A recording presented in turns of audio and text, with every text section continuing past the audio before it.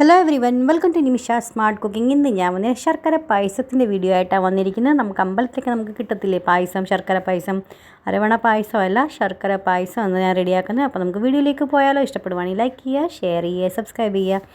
അപ്പോൾ ഏറ്റവും ആദ്യം ഞാൻ അരക്കപ്പ് ചുമന്ന അരി നമുക്ക് എടുത്തിട്ടുണ്ട്.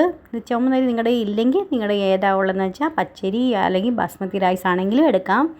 അപ്പോൾ നന്നായിട്ട് കഴുകിയതിന് ശേഷം ഒരു അരക്കപ്പ് എടുത്തിട്ടുണ്ട്. കഴുകിയതിന് ശേഷം നമുക്ക് പ്രഷർ കുക്കർ ഇട്ട് കൊടുക്കാം. ആ കപ്പിന് തന്നെ ഒരു 3 കപ്പ് വെള്ളം ഒഴിച്ചു കൊടുക്കാം. ഇങ്ങനെ ഒരു 3 വിസിൽ വരുന്നത് നമുക്കൊന്ന് വെയിറ്റ് ചെയ്യാം. അതിന് ശേഷം നമുക്ക് തണുത്തതിന് ശേഷം പ്രഷർ കുക്കർ തുറന്നാൽ മതി.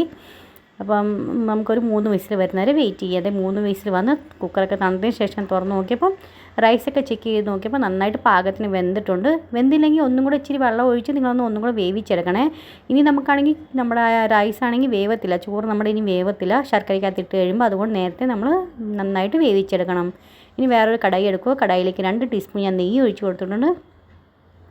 അതിനകത്ത് നമുക്കാണെങ്കിൽ അണ്ടിപ്പരിപ്പും മുന്തിരിങ്ങ ഇട്ട് കൊടുക്കാം. നമ്മൾ അമ്പലത്തേക്ക് കഴിക്കുമ്പോൾ അണ്ടിപ്പരിപ്പും മുന്തിരിങ്ങ ഒന്നും എടുത്തൊന്നുമില്ല കേട്ടോ. വീട്ടിലേക്ക് വേണ്ടി ആയതുകൊണ്ട് ഞാൻ ഇട്ടതാണ്. കാണാനൊരു ഭംഗിക്കും ഒരു ടേസ്റ്റിന് വേണ്ടിയായിട്ട് ഇട്ട് കൊടുത്തേക്കുന്നത്.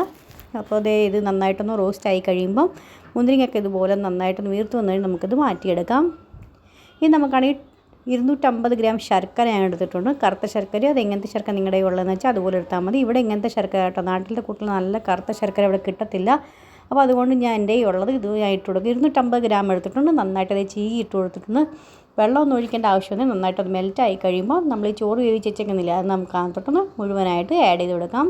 നന്നായിട്ടൊന്ന് മിക്സാക്കി കൊടുക്കാം.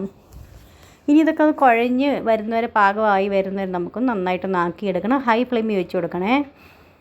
ഫ്രണ്ട്സ്, നിങ്ങൾക്ക് എൻ്റെ റെസിപ്പീസൊക്കെ എങ്ങനെ ഇഷ്ടപ്പെടുന്നുണ്ടോ ഇല്ലയെന്ന് അറിയിക്കുക. ഇഷ്ടപ്പെടുന്നുണ്ടെങ്കിൽ ഫ്രണ്ട്സിനും ഫാമിലിക്കും ഷെയർ ചെയ്ത് കൊടുക്കണേ. പിന്നെ ഇതേവരെ പുതിയ കൂട്ടുകാർ സബ്സ്ക്രൈബ് ചെയ്യാത്തവരോട് സബ്സ്ക്രൈബ് ചെയ്ത് സപ്പോർട്ടും ചെയ്യാൻ മറന്നുപോലെ. പിന്നെ എന്തൊക്കെയാണ് പുതിയ വീഡിയോസ് കാണാൻ താല്പര്യമെന്ന് വെച്ചാൽ തീർച്ചയായിട്ടും എന്നെ അറിയിക്കുക. നിങ്ങൾക്ക് വേണ്ടിയിട്ട് ഞാൻ കൊണ്ടുവരുന്നതായിരിക്കും. അപ്പോൾ ലാസ്റ്റ് ഇത് ആവാറായപ്പോൾ ഞാൻ 1 ടീസ്പൂൺ നെയ്യും കൂടെ ഒഴിച്ച് കൊടുത്തിട്ടുണ്ട്. ഇത് കംപ്ലീറ്റ്ലി ഓപ്ഷനാണ്. നിങ്ങൾക്ക് വേണ്ടെങ്കിൽ സ്കിപ്പ് ചെയ്യാം. കാണാനൊരു ഭംഗിക്ക് ഒരു ഷൈനിങ് ലുക്ക് വരും.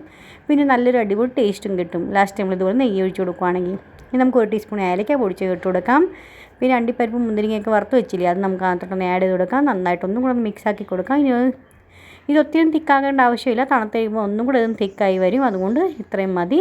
ഇനി ഞാനാണെങ്കിൽ ഇത് ഭഗവാന് വേണ്ടി വെക്കാനായിട്ടാണ് ഞാൻ വെച്ചേക്കുന്നത്, ഉണ്ടാക്കി കേട്ടോ. ഈ പ്രസാദം അപ്പം കുറച്ച് തുളസിയില ഇട്ട് കൊടുത്തിട്ടുണ്ട്. മേളിൽ കൊണ്ട് ഇതുപോലെ ഒന്ന് വെച്ച് കൊടുത്തിട്ടുണ്ട് കേട്ടോ.